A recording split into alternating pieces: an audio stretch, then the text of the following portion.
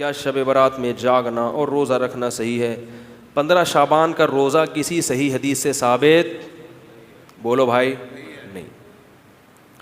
صرف جمہور کے نزدیک عبادت ہے 15 شعبان کی, اس کے علاوہ باقی کوئی بھی چیز, میرا اس پر بہت ڈیٹیل میں بیان ہے, یوٹیوب پہ سرچ کریں وہ بیان آ جائے گا. میسج ٹی وی والوں نے ایک انٹرویو لیا تھا اس پہ, اس میں نے دلائل سے ثابت کیا ہے, پوری مدلل بحث کی ہے کہ نہ اس رات میں قبرستان جانا چاہیے, نہ اس رات میں حلوے پکانے چاہیے, نہ اس رات میں الگ سے کوئی نہانا دھونا چاہیے, نہ اگلے دن کا روزہ رکھنا سنت ہے, نہ پٹاخوں کی کوئی حیثیت ہے.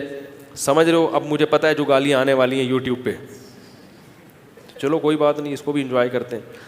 تو صرف ایک چیز ہے وہ, اور نہ اس رات میں تقدیر کے, صاف ہے قرآن میں کہ وہ لیلۃ القدر میں ہوتے ہیں. علامہ ابن تیمیہ رحمہ اللہ نے لکھا ہے کہ لیلۃ القدر کی اہمیت کو گھٹانے کے لیے بھی اس رات کو بہت زیادہ اہمیت دی گئی ہے.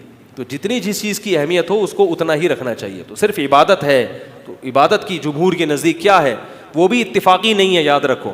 جمہور کا مذہب بہرحال یہی ہے کہ اس رات کو عبادت کرنی چاہیے, اس کی فضیلت دوسری راتوں کی نسبت زیادہ ہے. آج کسی صاحب کا فون آیا کہ ہماری والدہ کا معمول رہا ہے اس رات کو دیگیں پکا کے تقسیم کرنے کا.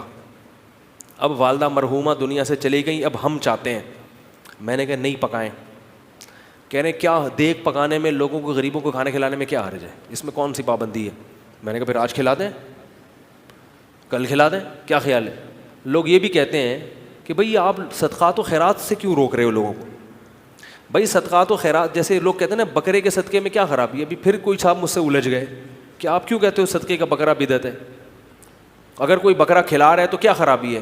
میں نے کہا سوال پیدا ہوتا ہے, جب غریب آدمی کو بکرے کے پیسوں میں زیادہ دلچسپی ہے تو آپ کو کیا تکلیف ہے کہ آپ اس کو بکرا کھلائیں؟ اس کا مطلب آپ بکرے کو کیا سمجھ رہے ہو, الگ سے کوئی فضیلت سمجھ رہے ہو بکرے میں. تو شریعت میں جس چیز کی الگ سے کوئی فضیلت نہ ہو اس کو الگ سے پروٹوکول دینا یہ بدعت ہے یا نہیں ہے؟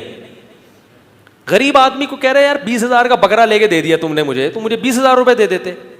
اگر آپ کہتے ہو اس کے کھانے کی حاجت ہے تو راشن ڈلوا دو. 20,000 میں جو راشن ہے, بکرا ایک ٹائم پہ ختم ہو جائے گا, 2 دن چلے گا, اور راشن پورے سال. اس کا مطلب یہ ہے کہ بکرا مقصد ہے آپ کا, بکرے کا لیبل لگایا جا رہا ہے, صدقے کا لیبل لگایا جا رہا ہے, مقصد کیا ہے؟ ارے بھائی, تو اس لیے وہ کہنے لگے کہ میں 15 شعبان کو چاہتا ہوں غریبوں میں دیگ تقسیم کروں, تو صدقے میں حرج کیا ہے؟ میں نے کہا بالکل کوئی حرج نہیں ہے, لہذا کل دیگ آپ تقسیم کر دیں, اگر آج لیٹ ہو گئے تو کل کر دیں. کہہ رہے نہیں کل نہیں, میں 15 کو کروں گا. میں نے کہا اس کا مطلب ہے کہ صدقہ اصل نہیں ہے, 15 شعبان کو اس طریقے سے منانا اصل ہے. تو جب شریعت میں نہیں ہے تو آپ کیوں اس رات کو صدقے کے حوالے سے پروٹوکول دے رہے ہو؟ جب نہیں ہے, اس میں کسی صحابی نے نہیں یہ کام کیا, اس رات کو دیگیں پکائی ہوں یا نہائے دھوئے ہوں یا کھانا کھلایا لوگوں کو. جو کام کرنے کا آؤ چپکے سے مسجد میں کسی کونے میں کھڑے ہو کر عبادت کرو, یا اپنے گھر میں جا کے. ممکن ہے آپ کہیں کہ صدقہ بھی تو عبادت ہے, تو چپکے سے کسی غریب کو دے دو نا پیسے, کیا خیال ہے؟